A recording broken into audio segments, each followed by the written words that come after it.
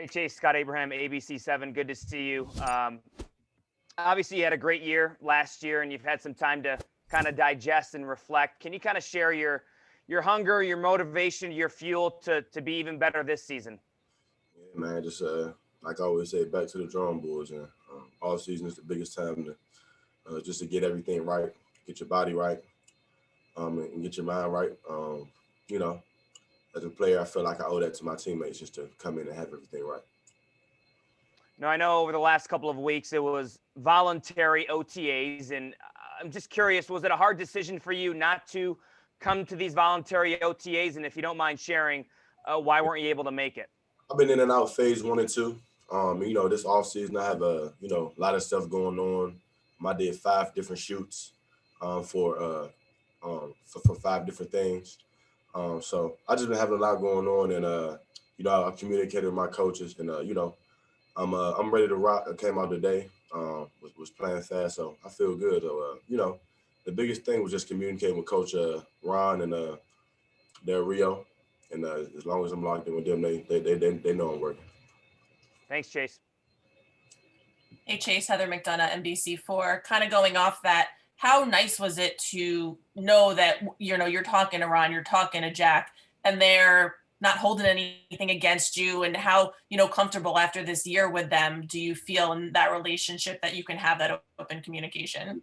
It feels good. I love my coaches. And my coaches know I'm going to work. They know I'm not going to go and just, lay down and relax, and be lazy. So, I'm a worker, and coach know that. So, I'm going to come ready.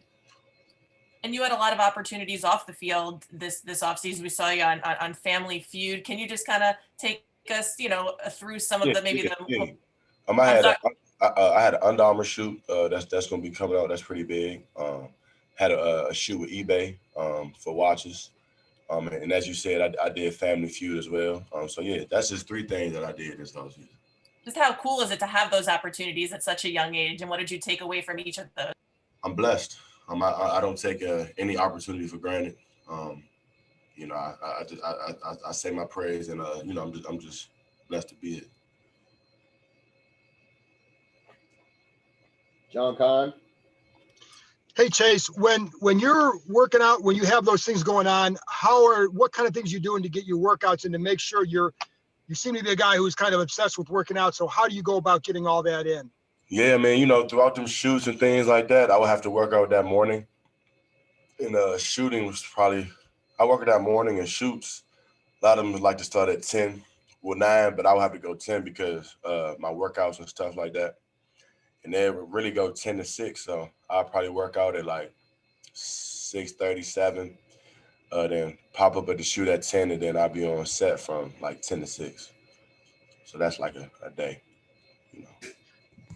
And then when you look back at your rookie year, how do you look at that, and how do you assess your play, and what things do you want to build on?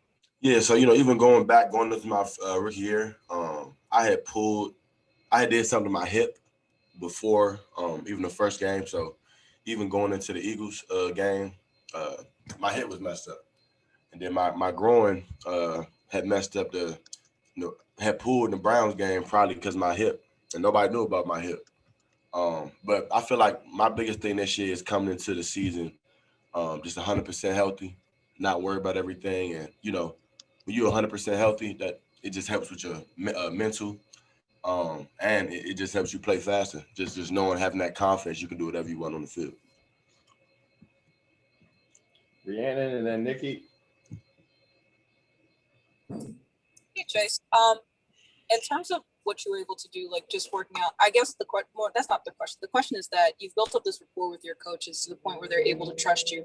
How much does it mean to you that you're able to do that over the course of just your first season, to have that sort of respect and trust in your coaches, that they know that you're not just slacking off, that there are some commitments you have to get to? Yeah, but it's it feels good, and coach, I tried in my first year. I tried to display that I can be a responsible and accountable rookie coming in, and just player in general coming in, and that they seeing it, and I feel like they just know that I'm a guy that's just going to take care of what I have to do and just be accountable with myself. And I love ball, so obviously I'm not going to come in here overweight. I'm gonna come in right because this is what I do. Right, of course, and you wouldn't miss workouts with Jared Patterson and everything else like that. I just can't see it. But also, just what would you say is something that you've noticed between year 1 and year 2, the first day back with mandatory minicamps? What are some things that you see differently in your own game, or like little things that you may have noticed? Just year 2, knowing that I did it, it just you just feel automatically more comfortable, I would say, than you did year 1. I felt real fast out there. I did different types of training this year, and I see how I can feel how it's helping. If you don't mind doing a quick follow-up, what were some of the different kinds of training that you were doing? Yeah, I did a lot of stuff in my feet. Everybody on here, y'all can go home and try to press your big toe down by itself. See if y'all can do it. Just move your big toe. I tell everybody that, obviously I can do my pinky toe. But what I was doing this off season is just working from the ground up.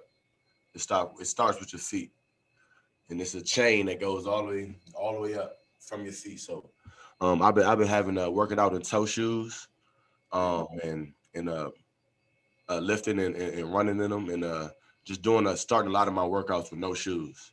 I've had ankle problems since college, and I don't believe I'm gonna have any ankle problems no more.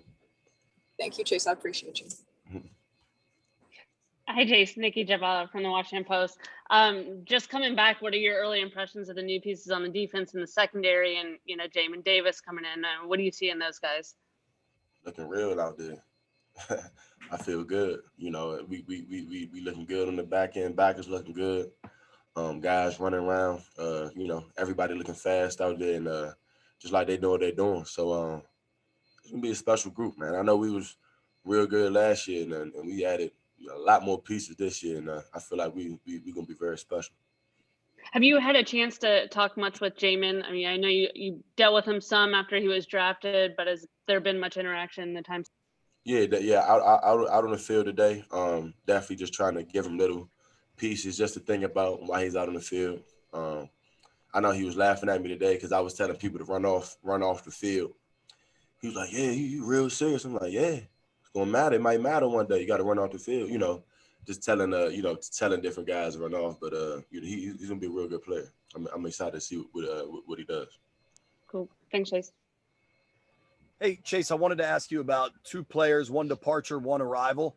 You talked about how important Ryan Kerrigan was during your rookie season. Did you and he touch base since he signed up the road in Philly? I had texted him, but I think I commented on the post, but he on the other side. I'm gonna miss him. That's always gonna be big, bro. And we probably swapped jerseys that game.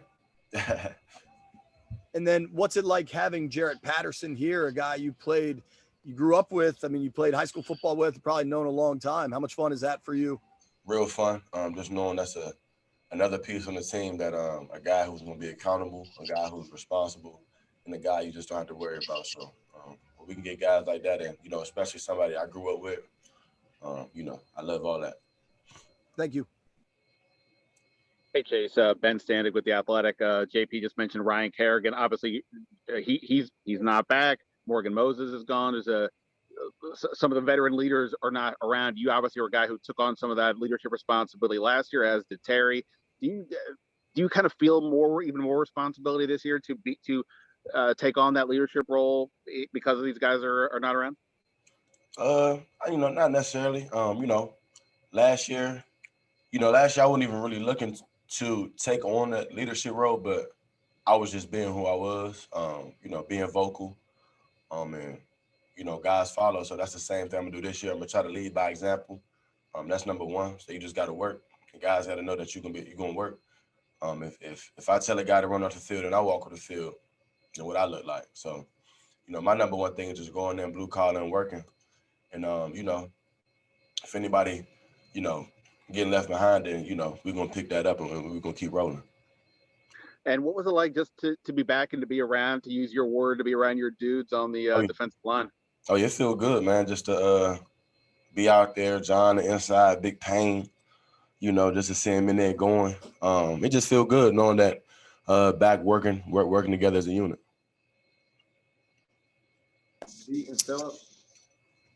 A few players have already talked about what that playoff appearance meant for them and just how it kind of gave them a taste of the postseason. What did it do for you, maybe off-season wise and looking ahead to 2021? Got to get there. Got to get to the postseason. That's it's real early, but that's obviously who doesn't want to get the postseason. I feel like we can. We did it last year, and our plan is to get there this year. And I know last year you were a big fan of Alex Smith. A lot of tweets and things talking about his leadership. He's gone, but you have another experienced quarterback in Ryan Fitzpatrick. What have been some initial impressions of him? Super funny. Ryan real cool, man. Just a good guy. Just when you're around him, you just feel good, man. He always making jokes.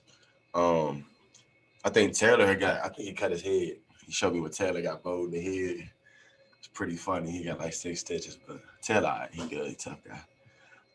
But yeah, Ryan, he real good dude. Smart guy. Hey, we're running short on time. We only got time for a couple more. All right. Is there anybody you talk to in terms of balancing? You have so many cool opportunities, but obviously your main business is still the football. How you make sure you balance your time properly? Like I said, I have people around me that helps with all that. And really, I feel like it just comes down to the player. You got to know yourself, and just with everything, even me, I had going on in the off season. It was really the people around me to help, schedule out my days and just things like that, just to keep everything off my mental, just to keep me feeling good. And then you mentioned how important the health factor is coming in 100% healthy this season. How big of a factor was that in choosing not to do as many of those OTA workouts as last year? Yeah, I mean, this year, obviously the coaches knew. And obviously they usually I didn't come out, I wasn't tired, out of breath. So they know I've been working. My teammates, they know I've been working. But during the OTAs, that was a big part of my training, that I would see improvement. And I let the coaches know, they understood. I sent Chad, our strength coach, I sent him videos all the time of stuff that I've been doing. So man, I've been in the building in phase 1 and phase 2, in and out. So, I've been here in show face, and they know I'm locked in, and everybody knows I'm locked in. So yeah. Last 3. Hey, Chase, what will growth look like for you in year 2? Just I feel like number 1, that's gonna come natural, just being more comfortable. Just because it's year 2 and I've done it. I'm definitely looking forward to watching film when these guys coming up. I've peeped at it already, but I'm definitely trying to get my play recognition down way better, and really just all parts of my game: the run game, pass rushing, my hands, my get off, and stand low around the edge. So there's a lot of things in my mind that I'm working out when I step on the field. Sam and Russell, last 2. Hey, Chase, I know you came into last year and you wanted to, be a follower and kind of, let everybody get to know that you're about work. I wonder what it was like to come in this year and kind of be a leader from day one. Did it feel different to show up and have that role already? Nah, not really. Just I don't even really look at it like that. I just, I just try to hold people around me accountable, just like they hold me accountable. And it just felt good being out there with my guys. I mean, I felt like a kid in a candy shop. Last one. Hey, Chase, I know it's early, but do you feel like this defense can be dominant this year, or do you not look at it in that perspective and say, you got to take another step before or play a couple of games before we can start talking about what it can be? I feel like you got to have a vision. You got to have something that you want it to look like. You got to be working towards something. It's called manifestation. So, I mean, I feel like if you look on paper, we could be the top defense in the league. Now we just got to do it. We got to put on the field. And that's just every day working and just holding each other accountable.